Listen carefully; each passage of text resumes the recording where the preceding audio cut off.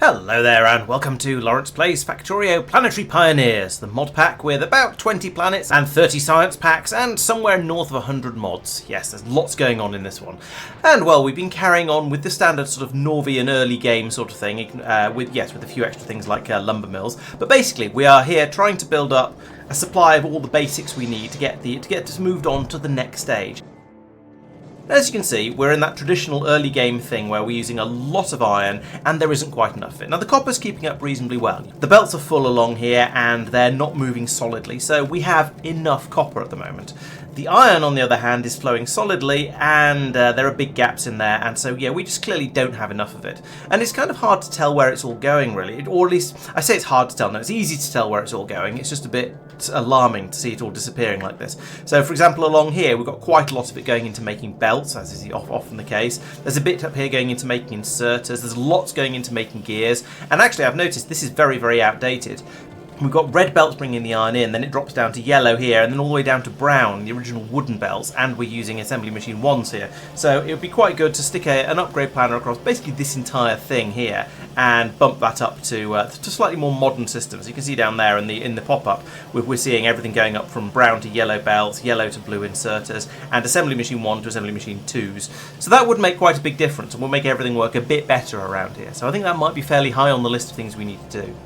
There's a little bit of it going into red science, but we've now mostly caught up on that. So there's a little bit being taken up for making gears here, but mostly we've got enough at this point. And then the rest of it, well, it's all going into making green circuits by the look of it. This belt here is not flowing solidly, but there's quite a lot of throughput there, and it's a lot of it's disappearing. And then now you can see down here, we're getting to the point where the bus is quite sparse. There's not a great deal of iron left on it because it's all been snaffled up by all of these earlier steps. And so there's a little bit left to go into all the other things that are happening further and further down the bus, but mostly it's all getting gobbled up earlier on, and that's causing us all kinds of problems. Some expansion has been done for the iron production. So up here you can see that this is the mine up in the northern area that I put a little bit of into in the previous stream. So I put in a couple of rows of this, but we then ran out of mining drills because we didn't have enough iron to make enough mining drills. So in order to allow us to make more iron, it's that sort of circular problem that you tend to run into. So then later on, Mike was able to come out and expand this out properly, and we've now got 4 solid yellow belts of iron heading back down into the factory, and that sort of explains why we've got a bit less than 2 red belts coming out, because with a red belt being twice as fast as a yellow belt, 4 yellow belts makes 2 red belts, and you can see how that's going, especially as we then peel some of it off to make it into steel. These belts run all the way down into the factory. They pass across here, down this way, and there's a little bit more being fed in from another little mine over here, and this one is presumably running, we're trying to run this one out. Okay, so it was originally at 385,000, and now it's down to 77,400. So it's dropping it's dropped quite a long way, but there's still a decent amount left in there that we're trying to pull out as best as we can, because you might as well, right? Better than wasting it. And so there's a belt spaghettiing its way through, so from where it was being smelted before over here, to then be passed all the way through and then go up into this sortimatron over here. And this is feeding into Safir's new implementation over here, which is a massive crushing area. So we've got ranks and ranks of crushers. That means we can take in 4 solid yellow belts, and if we look over here you can see we've got 3 belts coming in from here, and then another one coming in here. That's a red belt, and apparently that's about another yellow belt because this one is hardly moving. So in total we've got 4 belts coming out, and you can see that these are all flowing solidly. We've got the right number of crushers over here to deal with all of the iron ore that's coming in on the belt. And when we crush these ores down, you can see we're getting out quite a lot of the crushed iron ore, that this blue powdery stuff. Then sometimes, like there, we get little pieces of iron ore coming back out again. So they need to be filtered out here and then passed down here, where they're being fed back in on this belt. So they're going back around to be fed back in again. Simple recycling, much as you'd expect. But the important thing about this is we've got a productivity buff on there of 5%, and there's a 20% chance of getting your iron ore back. So overall, you get about a 26% boost to the amount of iron that's being produced by the system, because it's still 1-to-1 going from the crushed iron into actual iron, which is then being done over here. This is still a traditional stone furnaces with coal and iron, well, crushed iron in this case, being brought in, and that crushed iron is then being cooked into the hot iron plates, which cool down as they trundle along the belt here, and then are nice and chilly by the time they go off up into the factory. Now, we made the observation during the stream, and I think possibly beforehand as well, that whilst having the hot metals mod is quite fun because you get this hot metal out, which then gradually cools before you can use it, it's a little bit pointless, because by the time it gets to like about here, it has already cooled down enough that it's just iron plates at that point. So it's not actually affecting our game in any way whatsoever, apart from just looking a little bit pretty as it drifts along the belt over here. Still, we'll keep it installed. We might find that it causes us some hiccups and headaches and confusion later on, which will make things a little bit more interesting if it does. So thinking back on the numbers that are going on here, Safir has pointed out that we're bringing in the 4 belts of iron ore, but we're actually bringing out 5 belts of crushed. They're all a bit sort of messed up together over here, but if we ignore the sort of the spaghetti in the middle here that's sorting them, we can see that we have 1, 2, not that one, that's glass, 3, 4, 5, 6. 1, 2, 3, 4, 5, 6. Okay, yeah, we appear to have 6 furnace stacks over here cooking the crushed iron down. But however, it's notable that the belts coming into these are not completely full. So we've got maybe 5 and a bit. So it's producing a decent amount, but it's not quite. But they're definitely not all full. This one up here is very, very, very, very not full, in fact. So from this, we're getting maybe 5, maybe just over 5 belts of iron coming out, and then the bottom 2 are being sent straight over here to then be cooked again and turned into steel plates, which, as you can see, are then pimpling back out here to go onto the bus and feed off as they're required. They all seem to be on one side for some reason. There's some weird prioritization going on here. That's awful. I hate it. Why are we doing it like this? That should be sorted out and done differently, but never mind, we'll come back to that. So yes, that then eventually boils down to us essentially having 2 red belts coming out here with the remaining iron plates on them, and that is maybe 1.5 belts worth coming out here. So it's not quite as much as we'd like to have. As you saw earlier, it's not filling the system up properly, which we're producing it a lot slower than we actually would like to be using it. But having put in the pulverizing stage over here, we're getting a lot more through than we were before. If we look at the production graph here, you can see about 3.3 thousand iron ore being dug up, although I suspect some of that might be the iron ore that's coming out of the processing stage over here. I'm not certain.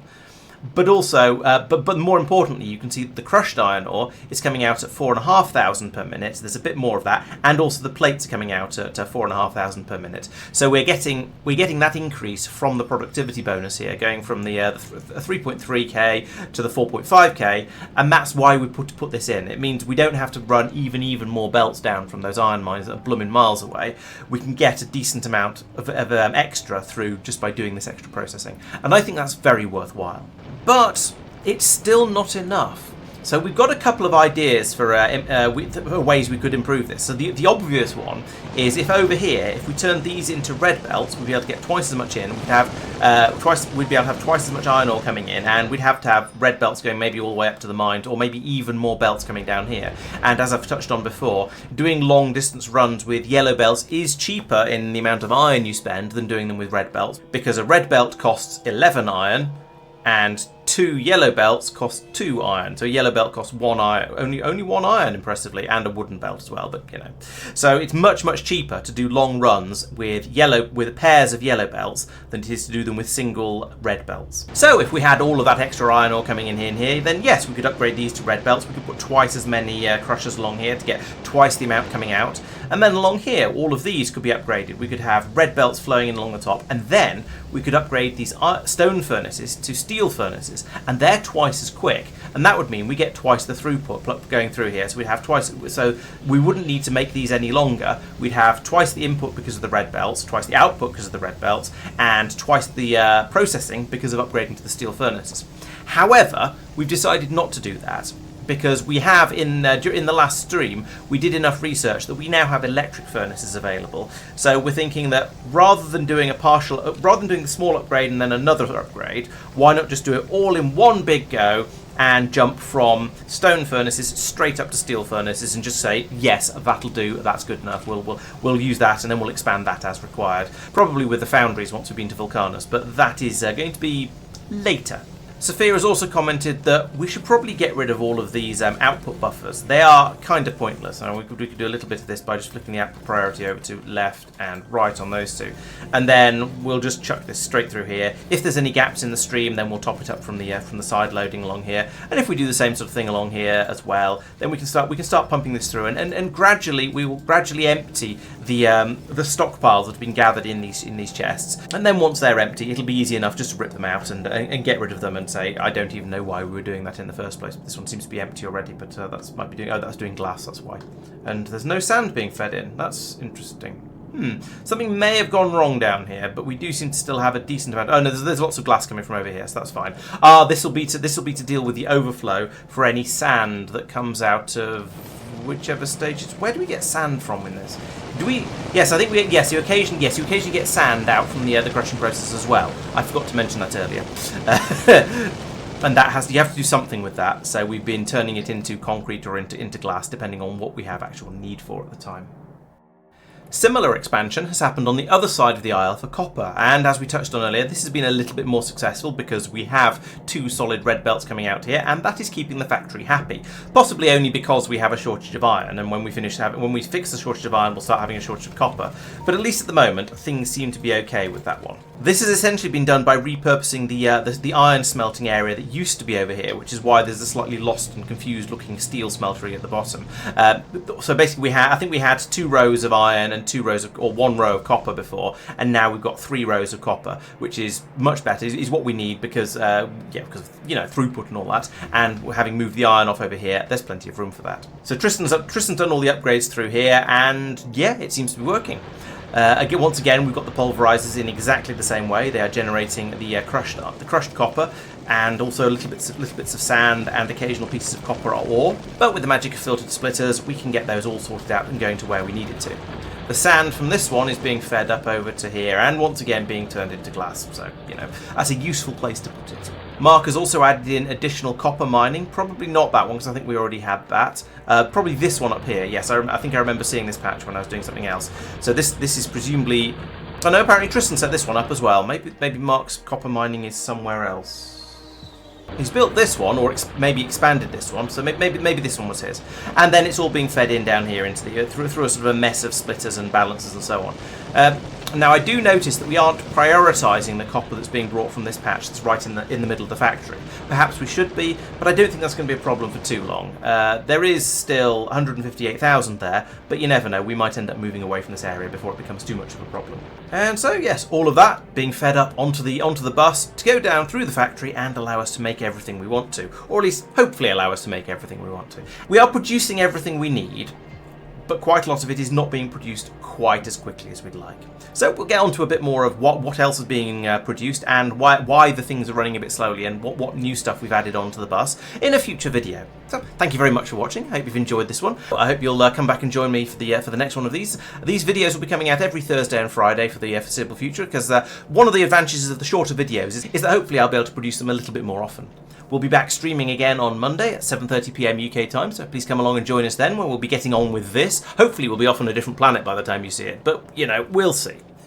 I'm also still streaming The Last Starship on Wednesday, so please make sure you subscribe to the channel so you don't miss out on anything that happens around here. Thank you very much for watching, and I'll see you next time. Bye bye.